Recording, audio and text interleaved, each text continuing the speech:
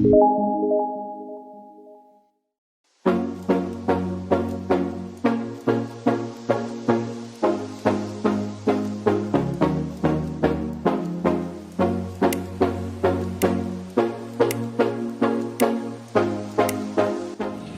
guys, so today gagawa tayo ng review about my new tires. It is Michelin Pilot Street. Actually this is the first time na kukuha ako ng video na kasama yung mukha ko, kaya medyo naiiyak pa ako. So ayun nga, kung makikita nyo, nasa daan ako ngayon kasi dito ko gustong gawin yung aking vlog about my new tires. This is Burgos Dasol Road. Ayan. Ito ang pinaka magandang spot ko dito. Malapit ako sa boundary ng Burgos at Dasol, Pangasinan. Okay, start natin.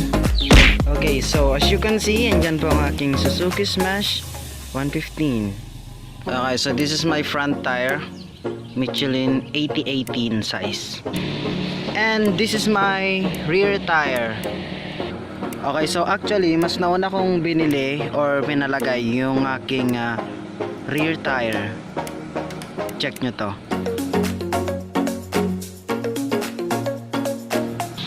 Tapos sumunod yung front tire ko.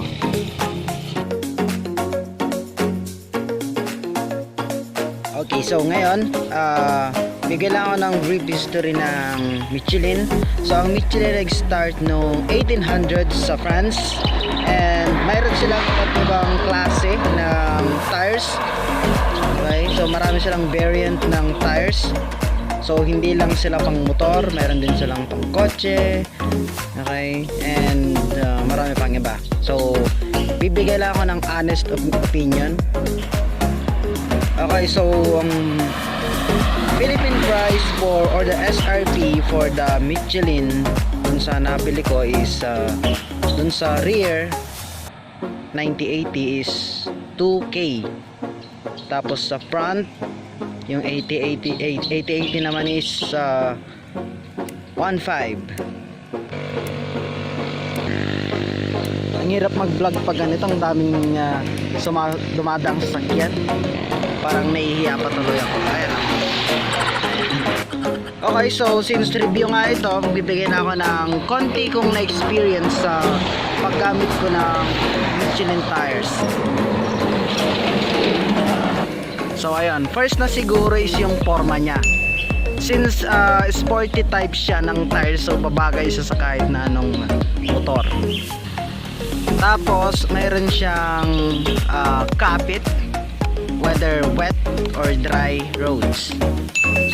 Okay, tapos yung kanyang stability, lalo na kapag nasa road ka na, damang-dama mo yung daan, ramdam na ramdam mo yung feeling na hindi ka sesemplang.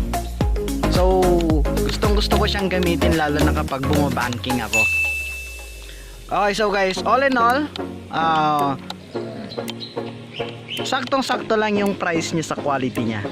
So ang Michelin pala guys, isa sa mga best selling manufacturer ng tires dito sa Pilipinas.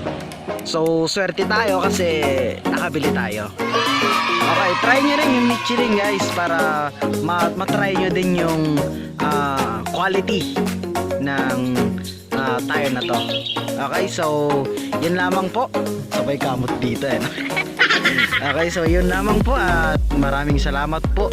Continue to watch my videos kasi marami pa akong i-upload. Please like and share. Bye guys.